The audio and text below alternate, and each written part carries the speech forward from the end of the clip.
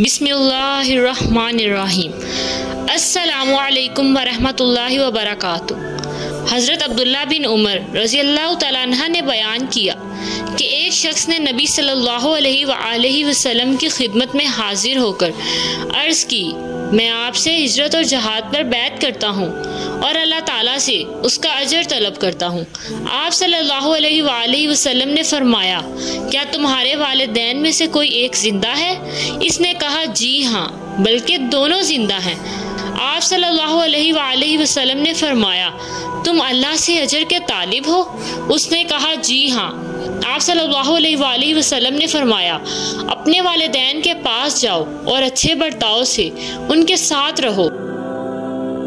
حضرت ابو ہریرہ رضی اللہ تعالیٰ عنہ سے روایت ہے کہ ایک آدمی نے عرض کیا، اے اللہ کے رسول، میرے کچھ رشتہ دار ہیں، میں ان سے صلح رحمی کرتا ہوں اور وہ مجھ سے قطع رحمی کرتے ہیں، میں ان سے حسن سلوک کرتا ہوں اور وہ مجھ سے بد سلوکی کرتے ہیں، میں ان سے درگزر کرتا ہوں اور وہ مجھ پر زیادتی کرتے ہیں۔ آپ صلی اللہ علیہ وآلہ وسلم نے فرمایا، اگر تمہارا بیان درست ہے تو پھر تم ان کے منہ میں گرم راکھ ڈال رہے ہو۔ جب تک تم اس روش پر قائم رہو گے تو ان کے خلاف اللہ کی طرف سے تم کو مدد پہنچتی رہے گی۔